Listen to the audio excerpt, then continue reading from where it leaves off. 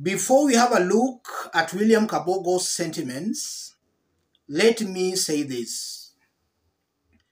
The biggest problems we have as a people and as Kenyans are corruption and tribalism.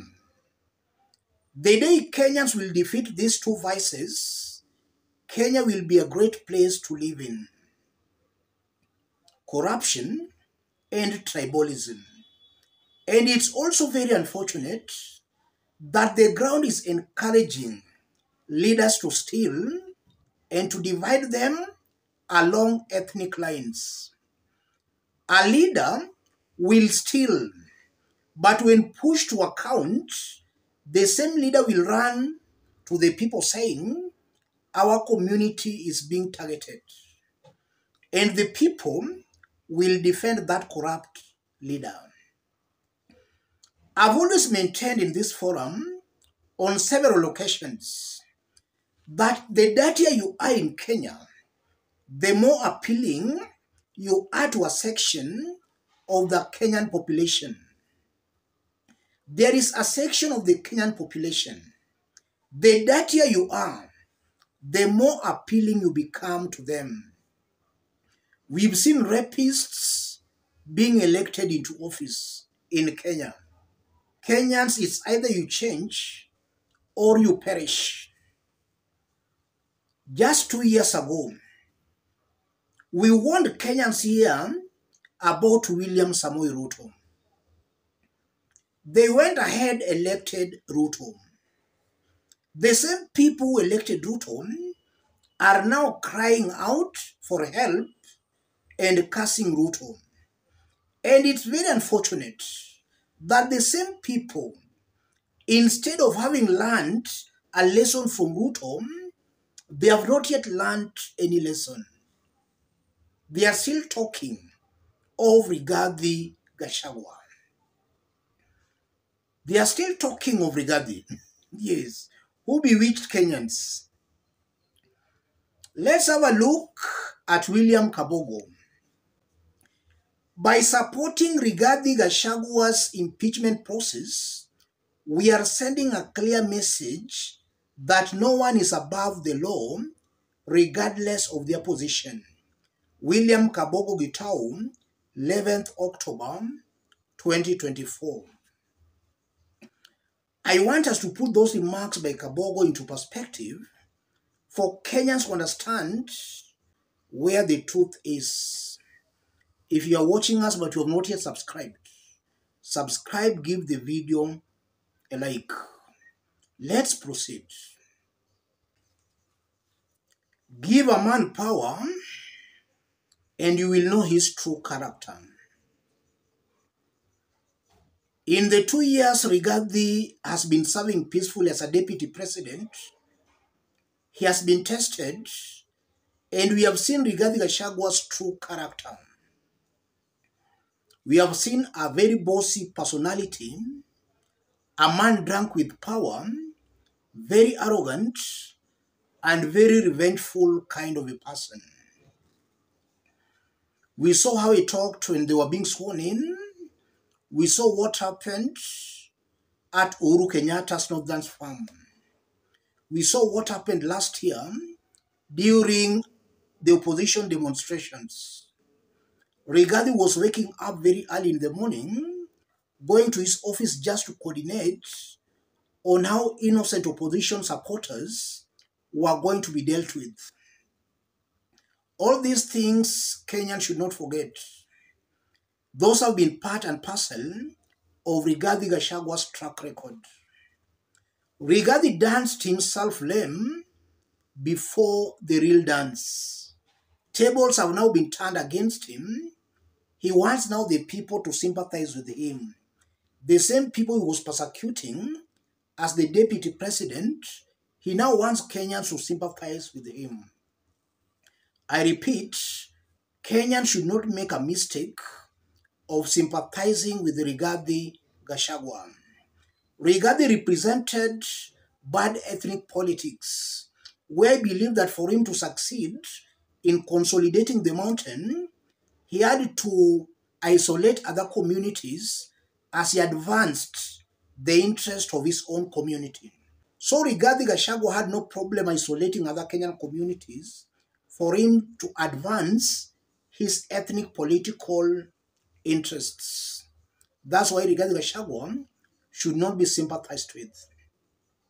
It's also true that he has been drunk with power. In the under 2 years, he has been comfortably sitting as a deputy president. If Rigathi is impeached, any leader who will come after Rigathi Gachagua will most definitely try very hard not to behave the way Rigathi Gachagua behaved. So the impeachment of Rigathi Gachagua is something that can bring change in Kenya's leadership. Leaders will mind what they're saying before they speak out. Rigathi has been speaking as if he has been alone unto himself. His impeachment will serve as a lesson to future leaders. If Rigathi Gachagua survives the impeachment, then leaders who will come after him will also just behave the way he has been behaving. Because after all, they'll be taken nowhere. So Kenyans should pray very hard for Rigathi Gachagua to be impeached. And now to Kenyans.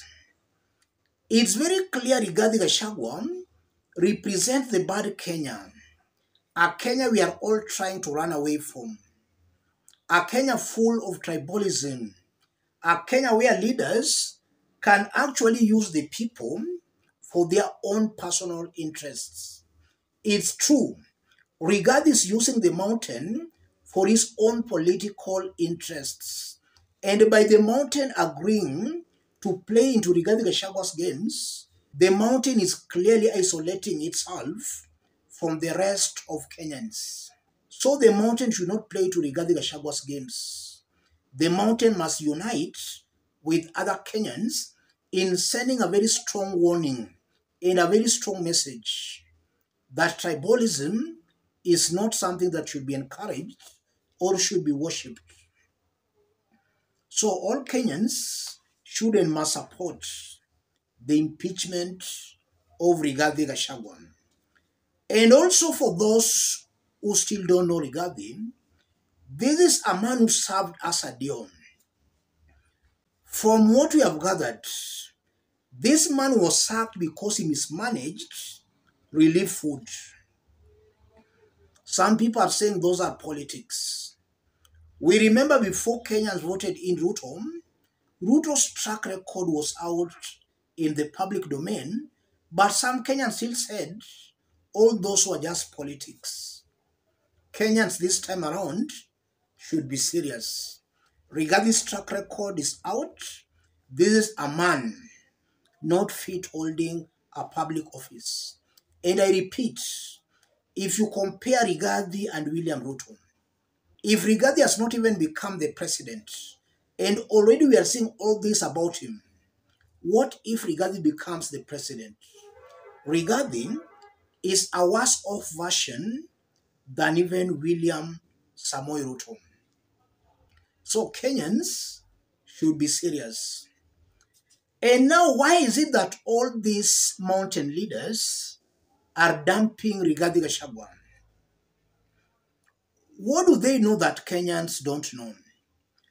I've always maintained in this forum that before a leader comes to you for support, if that leader has not succeeded in bringing together or mobilizing the elected leaders on his side, that should be a red flag.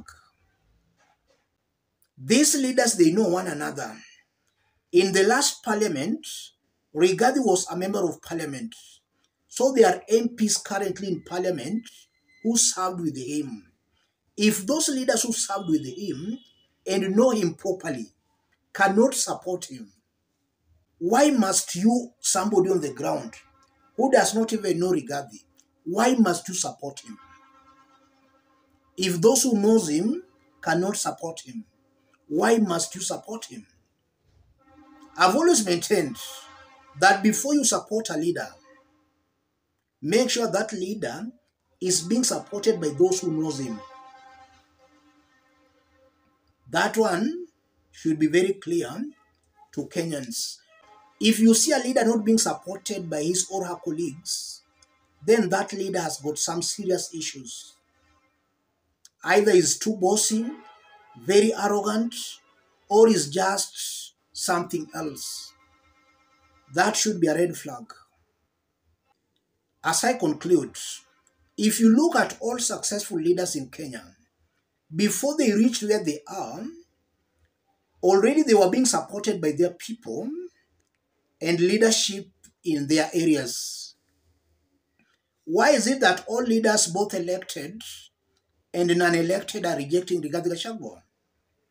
It shows something is very wrong with him. Or Rigathi is not yet just mature for leadership.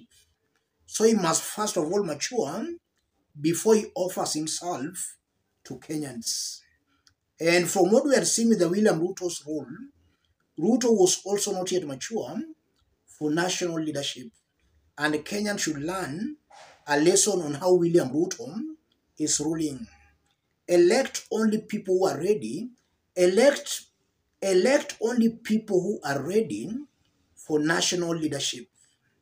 If you elect people who still have village mentalities, you'll just end up with a leader like Ruto and Rigathi Gachagua. Let me stop it there. If you are watching us but you have not yet subscribed, subscribe, give the video a like. Any person watching us outside Kenya for the first time, drop a comment, let us know from which part of the globe you are watching us from.